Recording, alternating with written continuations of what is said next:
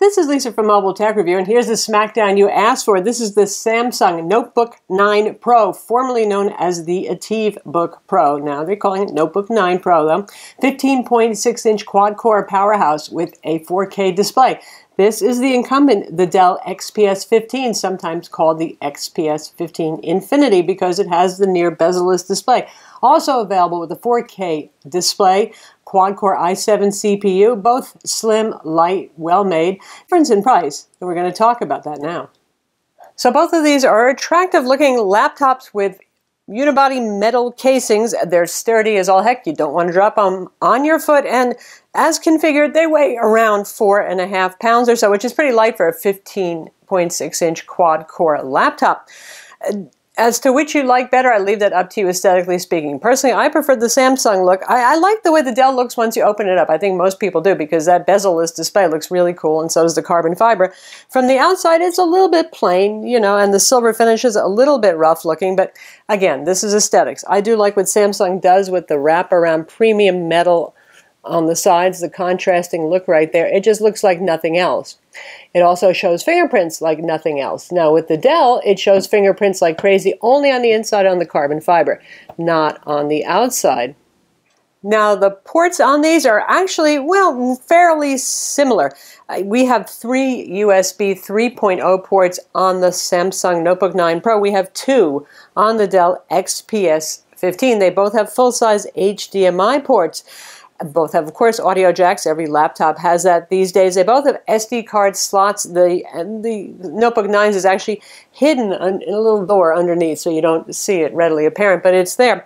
Now, Dell has a USB-C 3.1 Thunderbolt 3 combo port.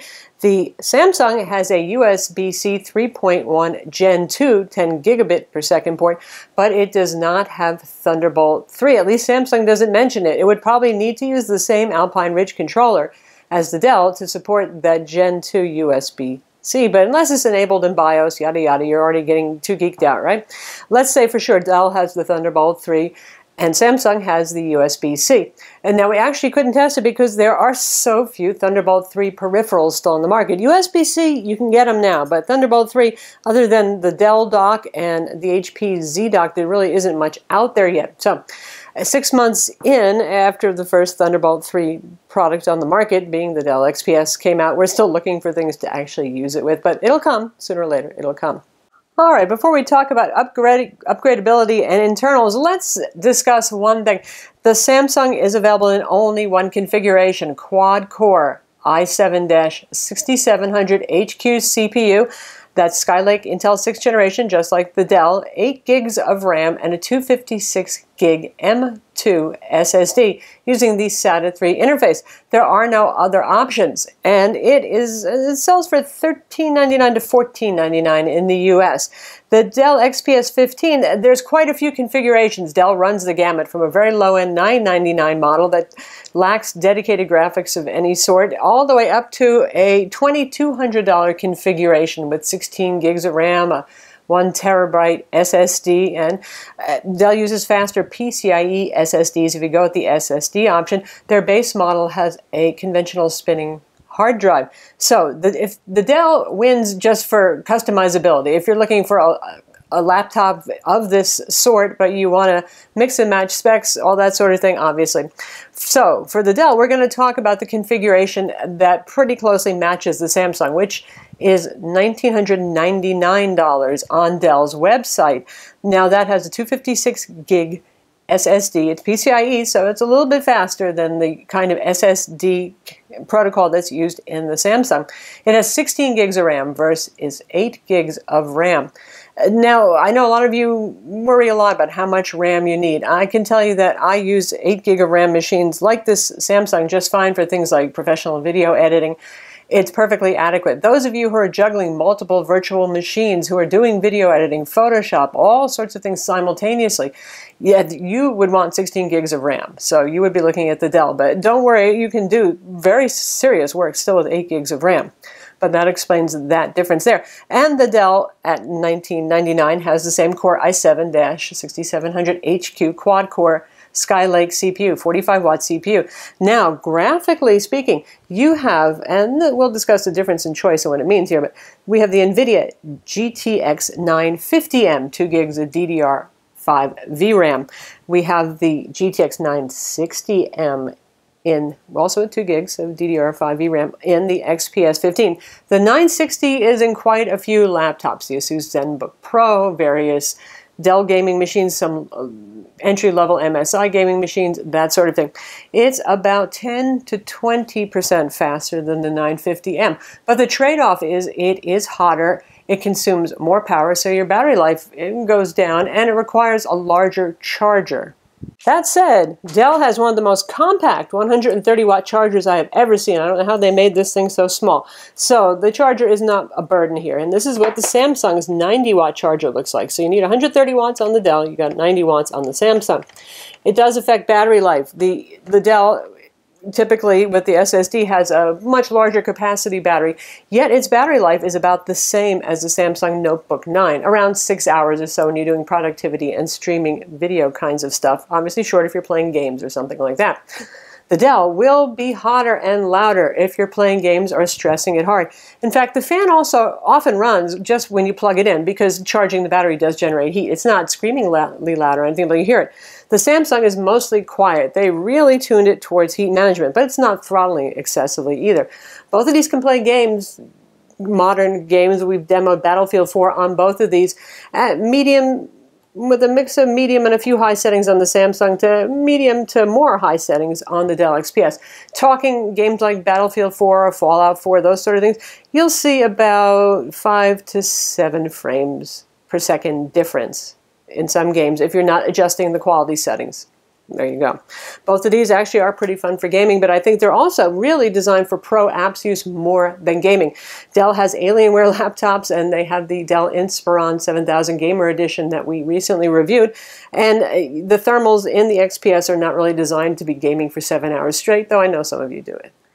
Now, in terms of opening and upgrading, both of these are easy to upgrade. Phillips head screws, #1 Phillips head screws on the Samsung, no fiddly clips or anything like that.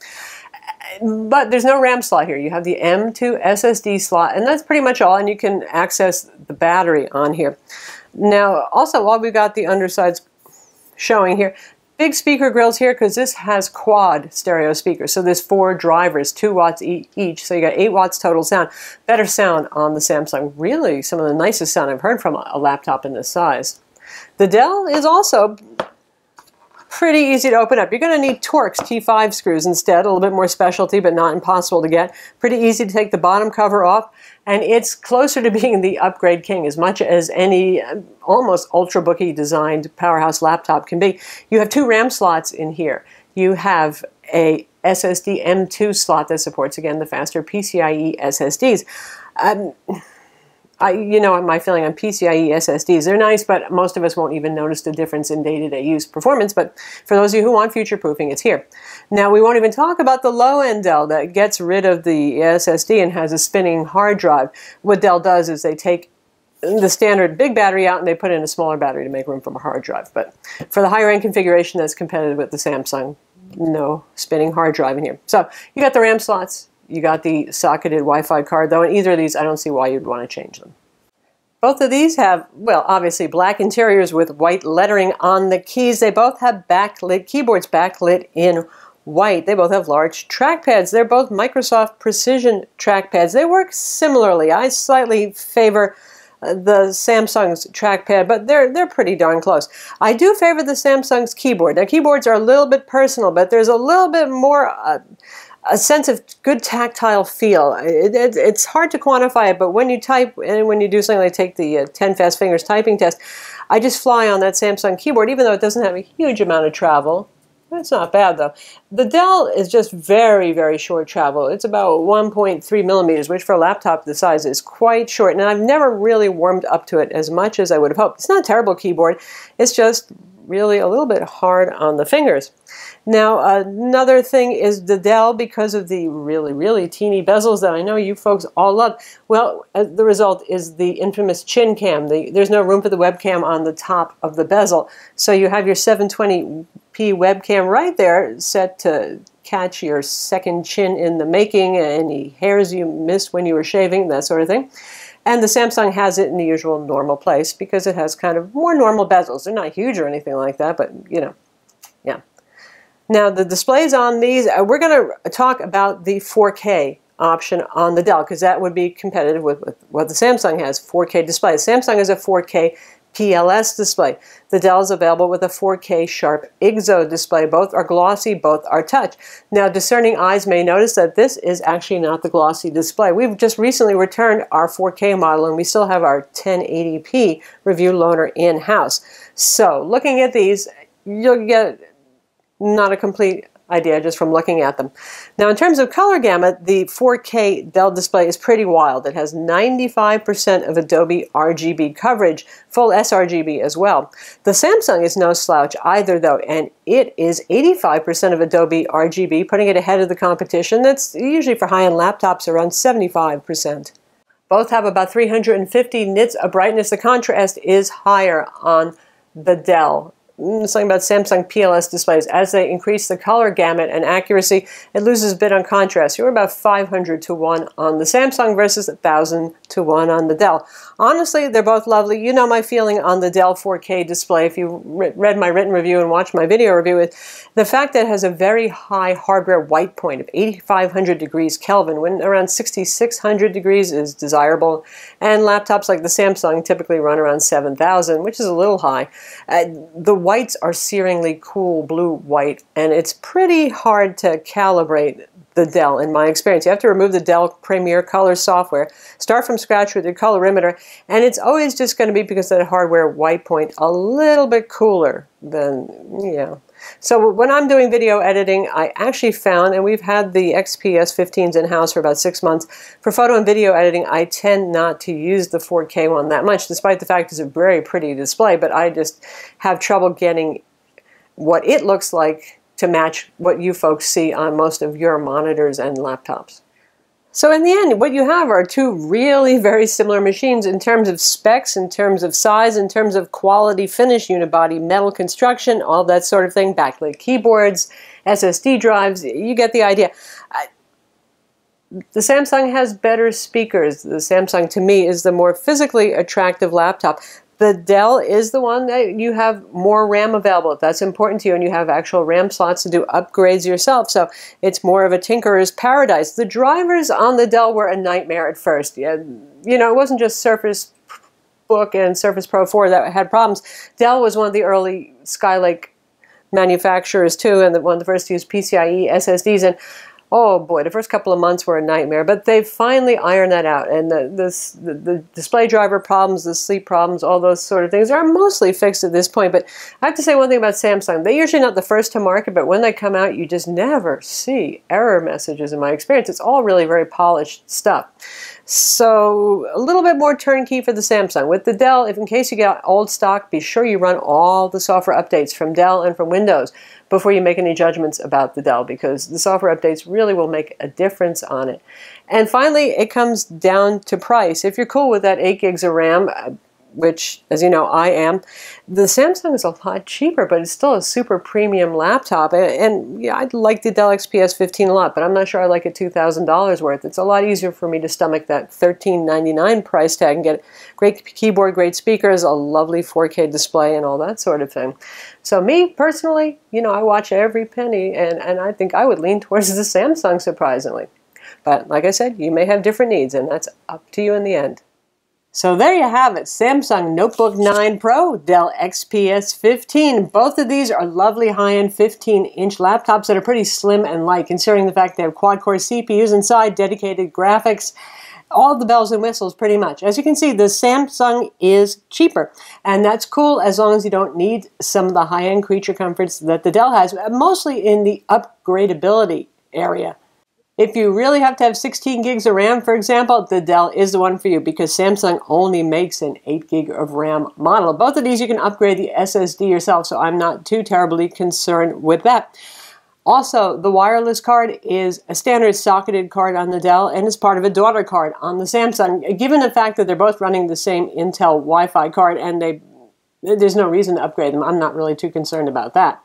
Battery life, despite the difference in battery capacity, is pretty much the same. So, if you're looking for chic on a budget, whoever thought Samsung would be the one to go to since their laptops used to be quite a bit more expensive than most of the competition.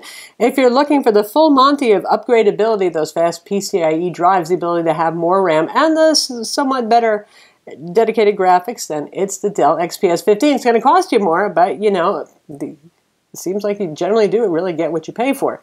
I'm Lisa from Mobile Tech Review. Be sure to watch our video reviews of each of these products, read our written reviews, and subscribe to our YouTube channel for more cool tech videos.